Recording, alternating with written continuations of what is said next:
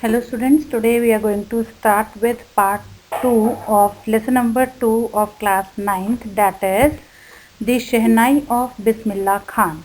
This particular part of lesson number 2 is also related to music, as we have already read part 1, that is about Evelyn Glennie, who used to listen to music without hearing it.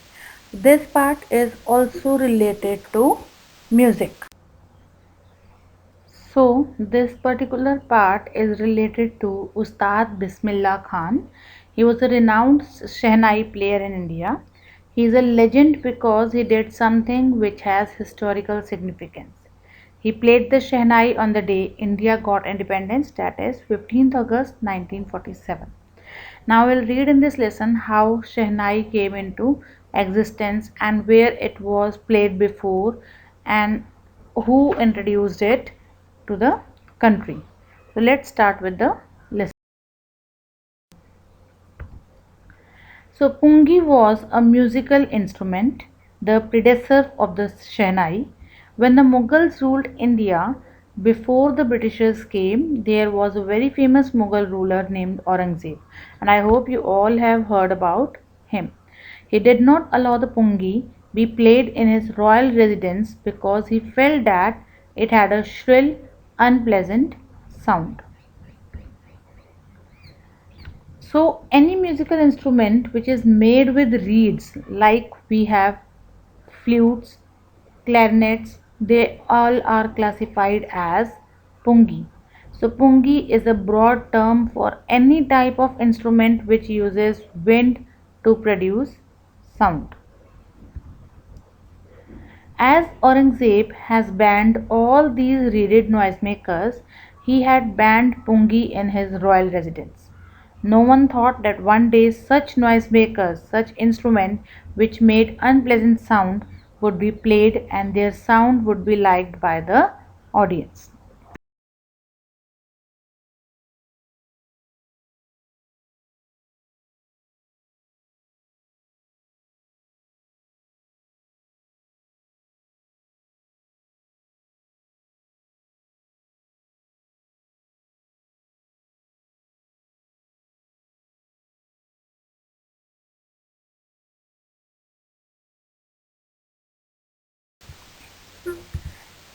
As the pungi had an unpleasant sound, there was a barber who belonged to a family of professional musicians and he wanted to play the pungi. But he knew that the sound produced by pungi was unpleasant and so he decided to improve the sound. Now, what he did to improve the sound is he took a pipe which was a hollow stem. It was longer and broader than the pungi. He made 7 holes on the body of the pipe. I hope you all have seen a flute, and it is something like flute only. It is a pipe which is hollow from inside and has holes on it. So then he blew air into the pipe and closed and opened different holes. He found that soft and melodious sounds were produced when he did like this. When the barber played this instrument in the royal court, everyone liked the sounds produced by it. The royal court thought that this instrument was different from the pungi and so it should have a different name also. So now there is a story behind the name given to this instrument. This instrument was played for the first time in the royal residence of Shah. Shah was a name given to king. Mughals called the kings as Shah, and you know that in India we call barbers as Nai. So they called it Shehnai. First part is Sheh, second part is Nai. So the instrument was named as Shehnai. So the sound which was produced by Shehnai was considered. You can hear Shehnai being played at many temples and at weddings also. The Shehnai was a part of the Naubat. Naubat is an Urdu word and it means traditional ensemblance. Ensemblance is traditional group of 9 musical instruments. So these 9 musical instruments were played at the royal court and Shehnai was also a part of Naubat. The Shehnai was played at the king's court, in temples, and at weddings. It was used on stage in performance, and the credit for that goes to Ustad Bismillah Khan, who was a legendary Shehnai player, and people wanted to hear him play the Shehnai. And now from the beginning we are talking about Bismillah Khan. So let's know something about him. When Bismillah Khan was 5 years old, he lived in an old estate named Dumrao in present-day Bihar estate. He used to play gilli danda, an old sport quite similar to cricket. Also, he would go to the nearby Biharji temple. Although Bismillah Khan was a Muslim, he would go to the temple and he would sing the song Chaita in Bhojpuri language. Bhojpuri language is spoken in an area of Bihar. When he would finish reciting the song, he would get a big laddu as reward, and the weight of that laddu was 1.25 kg. This was a prize given to Bismillah Khan by local Maharaja for singing the Chaita. So this happened 80 years ago, and the little boy has travelled far to earn the highest civilian award in India, the Bharat Ratna. This is the distance that he has travelled in his life. At 5 years of age, he would get 1.25 kg of laddu as a reward, and at 80, he achieved the highest civilian award in India, that is the Bharat Ratna.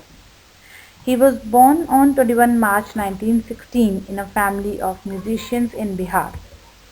The lineage on his father's side was full of great Shehnai players. We can see that Bismillah Khan acquired the skill of playing the Shehnai from his ancestors. His grandfather was a great Shehnai player. He played the Shehnai in the court of the Bhojpur king. His father and all paternal ancestors were also great Shehnai players. Bismillah Khan also started learning music at an early age. When Bismillah Khan was just 3 years old, his mother took him to her parents' house, to his maternal uncle. Maternal uncle, in Hindi you can say Mama Ji, from mother's side. They lived in Benares. Benares is today called Varanasi, and it's a place of temples. And when Bismillah Khan saw his maternal uncles play the Shehnai, he was attracted towards it, and he also wanted to learn playing it. Bismillah Khan started going with his uncle Ali Bakhsh to the Vishnu temple in Benares. Ali Bakhsh was on duty to play the Shehnai at the Vishnu temple of Benares. So Ali Bakhsh would play the Shehnai, and Bismillah would sit captivated for hours on end. So as he used to listen to it for longer hours, he also get interested in it, and gradually Bismillah Khan also started learning playing the Shehnai, and he would practice throughout the day. He never got tired. He was so captivated by the Shehnai. For many years, Ustad Bismillah Khan remained in Benares.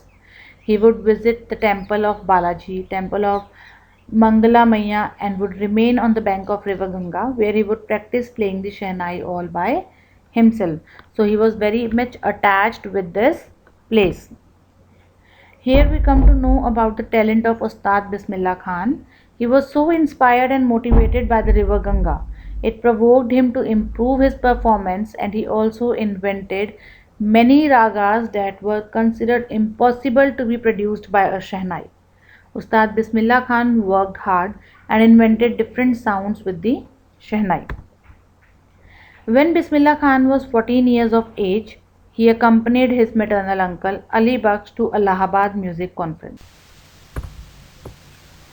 Ustad Faiz Khan, he was a renowned classical vocalist, was impressed by his performance and said that if he would work hard like that, he would make a name in the field of music.